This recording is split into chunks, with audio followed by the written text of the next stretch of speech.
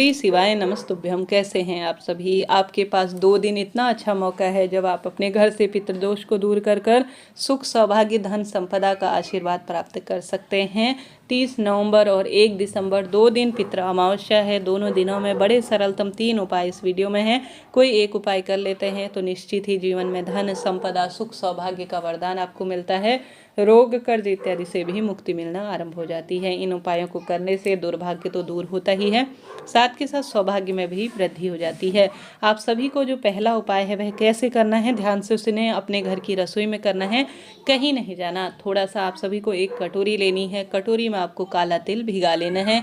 अपने ही मटके से उस काले तिल में थोड़ा सा पानी भी डाल देना है। ऐसी मान्यता है, मटके से अगर जल का प्रयोग किया जाता है या अपने घर में रखा हुआ पानी पितरों के लिए किया जाता है तो इससे पितृदोष दूर हो जाता है। अब एक लंबी बत्ती का दक्षिण दिशा की ओर मुख करते हुए एक लंबी बत्ती का आपको दीपक लगा लेना है। दीपक चाहे तो तिल के तेल का लगाएं, चाहे तो घी का लगाएं, परंतु सरसों के तेल का प्रयोग नहीं होगा। इस दीपक का मुख दक्षिण दिशा की ओर होगा, इस बात का ध्यान रखें। जलते हुए दीपक में आप सभी को अपने पितृ देवताओं का स्मरण करना है, अपना नाम गोत्र बोलना है। और मेरे पितृ जो अतृप्त हैं, मुझे स्वप्न में दिखाई देते हैं, मेरे कार्य में बाधक है, मुझे आशीर्वाद नहीं देते, भटक रहे हैं, अधोगति में हैं, वह पूर्ण रूप से तृप्त हों, ऐसी प्रार्थना करते हुए दक्षिण दिशा की ओर जो आपने दीपक लगा रखा है लंबी बत्ती का, उसमें एक चावल का दाना, जो कि नारी के जीवन में कहीं ना कहीं दुख मिल रहा हो या कोई बात अधूरी हो, उसके लिए हमेशा चावल का दाना दीपक में, जलते हुए दीपक में डाला जाता है। साथ ही काले तिल थोड़ा सा उस दीपक में आप सभी डाल दीजिए। और साथ ही एक कटोरी में काले तिल भी पितृ देवताओं का स्मरण करते हुए, नाम गोत्र बोलते हुए, और मेरे घर के सभी वास्तु दोष, पितृ दोष, किसी का कुछ किया कराया, मेरे घर में जो बाधा है, संकट है, कष्ट है, वह इस जो है कटोरी में पूर्ण रूप से जो काले तिल भिगा रखे हैं, क्योंकि काली वस्तु में नकारात्मक ऊर्जाओं को सोखने की क्षमता होती है। ऐसी प्रार्थना करते हुए आप सभी को अच्छी तरह से पूर्ण रूप से इसे पूरे दिन भर, जैसे सुबह जो है दीप लगा रहे हैं या आप काले तिल भिगा रहे हैं, तो पूरा दिन जो है, या रात्रि भर, या शाम को कर रहे हैं तो भी रात्रि भर, जब भी आपको समय मिले पूरे दिन और रात्रि आपको काला तिल कटोरी में भिगा कर रख देना है। दीपक जितनी देर जलता रहे उतनी जले, अखंड दीपक जलाने की आवश्यकता नहीं है। रसोई में ही यह कार्य करना है, कहीं नहीं जाना। इस कार्य को करते हुए अपना नाम गोत्र बोले, पितृ देवताओं का स्मरण करें, काशी विश्वनाथ भगवान का ध्यान करें। अब रात्रि दिन जो काला तिल अपने घर की रसोई में पितरों के स्मरण में आपने भिगा रखे हैं, अब दूसरे दिन, जैसे आप सभी रात्रि और दिन शनिवार की कर रहे हैं तो बढ़िया, रविवार के दिन भिगा रहे हैं तो बहुत बढ़िया है। फिर दूसरे दिन गुरुजी कहते हैं 3 वृक्ष ऐसे हैं जो पितृतुल्य कहे गए हैं, तो उन वृक्षों के नीचे आप सभी को, जो व्यक्ति हारी बीमारी से ज़्यादा परेशान है, उस व्यक्ति का स्पर्श कराकर या वह व्यक्ति स्वयं से ले जाकर पूरे घर में घुमाना है।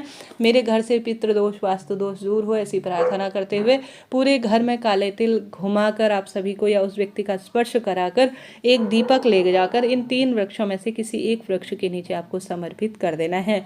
वह वृक्ष है पीपल वृक्ष या शमी वृक्ष या बेलपत्र। इन 3 पेड़ों में से किसी भी एक पेड़ के नीचे, ठीक है, बेलपत्र, शमी या आवश्यक रूप से बेलपत्र, शमी या पीपल, 3 वृक्षों में से किसी एक वृक्ष के नीचे जाकर दीपक लगाकर आपको समर्पित कर कर आ जाना है। इससे पितृ तो तृप्त होंगे ही, साथ ही घर में कोई बाधा चल रही है, विपदा चल रही है, बच्चों के विवाह, संतान की उत्पत्ति इत्यादि की दिक्कत हो रही है तो वह भी कटेगी, और संकट, पीड़ा, दुख, दरिद्रता से भी मुक्ति मिलना आरंभ हो जाएगी। तो आप सभी को यह कार्य एक बार प्रैक्टिकल स्वरूप करके देखना है, लाभ तो आपको मिलना ही है। तो प्रथम उपाय आपने यह कर लिया, बढ़ते हैं दूसरे उपाय की तरफ। कोई भी प्रश्न हो वह कमेंट्स में आप पूछ लीजिएगा, आपका अपना चैनल है, कहीं पर भी गलती करने से बचे। दूसरा उपाय आपको महादेव के मंदिर में करना है या घर पर शिवलिंग विराजमान है तो वहां पर आप सभी कर सकते हैं।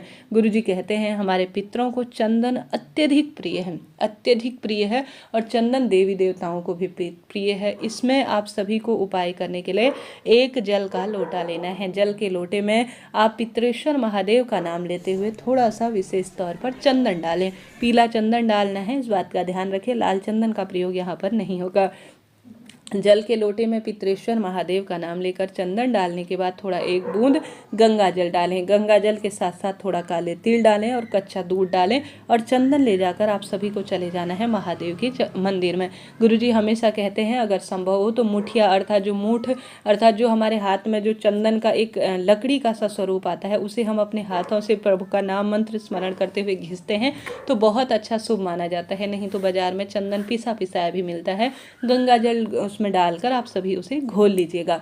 सबसे पहले जो विशेष जल ले गए हैं थोड़ा नंदी बाबा पर समर्पित करें और संपूर्ण शिवलिंग पर 5 स्थानों पर समर्पित करने के बाद आप सभी विधि विधान से प्रार्थना करें कि मेरे पितर तृप्त हों और रोग दोष कष्ट संकट पीड़ा से मुक्ति दे। ऐसी प्रार्थना करते हुए आप सभी को इन 5 स्थानों पर दीपदान करना है। सबसे पहले एक जो चंदन की टिक्की है वह गणेश जी के स्थान पर लगानी है, दूसरा माता अशोक सुंदरी के, तीसरा आप सभी को कार्तिकेय जी भगवान, चौथा आप सभी को नंदी महाराज पर, 5वां शिवलिंग पर और छठी बिंदी जो है आप सभी को जो ऊपर जलाधारी बहती है उसमें आप सभी को समर्पित कर देना है। इस तरह से आपको 5 बिंदी इन स्थानों पर लगानी है। छठी अंतिम बिंदी जो है वह जो अंतिम जलाधारी है, जल जहाँ से अंतिम छोर से बहता है उस स्थान पर आपको समर्पित कर देनी है।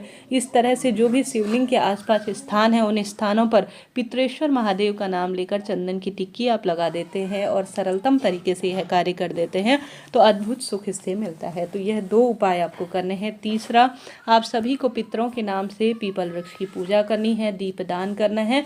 घर की रसोई में भी पितरों के नाम से दीपदान जरूर से करें। ऐसा करने से जीवन सार्थक होता है और खुशियाँ बनी रहती है। तो यह कार्य करें। शमी वृक्ष की जड़ में दीप लगाएं, पीपल वृक्ष की जड़ में दीप लगाएं, परिक्रमा करें।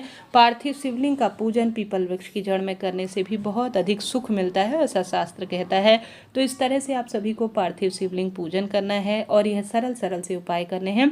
इसके साथ साथ गुरुजी कहते हैं अमावस्या तिथि जब भी पड़े, अगर पितृदोष बहुत अधिक हो रहा है तो या तो आप सभी विशेष तौर पर एक गोला ले सकते हैं जिसे नारियल कहते हैं, या बेल फल ले सकते हैं। गोला या नारियल या बेल फल जो भी आपको मिले वह आपको ले लेना है। उसमें आप सभी को आटा भर लेना है। थोड़ा सा आटा आप सेक लीजिए, आटे को ठंडा कर लीजिए और उसमें चीनी भर लीजिए। यह पंजरी हो गई। अब इसके अंदर यह आटा और चीनी को आपको सेक कर जो आपने रख रखी है उसे ठंडा कर रखा है आपको भरकर उसी के ऊपर पहले थोड़ा सा नारियल को काटे, उसमें सेक कर आप सभी को घर में इसमें मौली बांधते बांधते आपको घूम जाना है। घूमने के बाद आप सभी पीपल वृक्ष के जड़ में थोड़ा सा गड्ढा खोदकर अगर इस नारियल को दाब देते हैं या आपने जो बेलफल लिया है उसे दाब देते हैं गड्ढा खोदकर, तो ऐसा गुरुजी कहते हैं। अन्य गुरुजन भी कहते हैं जो घर में घुमाया हुआ आटा है, सेका हुआ जो है चीनी है उसके अंदर आपने नारियल के अंदर डाल रखी है, घर में घुमा रखा है मौली बांधकर और उसे घर के सभी सदस्यों का स्पर्श कर कर पीपल वृक्ष की जड़ में आपने दबा दिया है तो भारी से भारी पितृदोष तो दूर होता ही है। संकट कष्ट दुख दरिद्रता का भी इससे अंत हो जाता है। हार रहे हैं, दुख पा रहे हैं, कष्ट कर्ज में जीवन है, तो आप सभी को इस बड़ी अमावस्या के दिन जो 2 दिन पड़ने जा रही है, यह सरल सा पीपल का उपाय, नारियल का उपाय जो कि बहुत सरल है और सबसे बड़े दान के रूप में जाना जाता है। जैसे जैसे चींटी चिड़िया इसे खाती है वैसे वैसे आपके दुख कटते हैं। तो करना ना भूलें अमावस्या तिथि पर यह उपाय।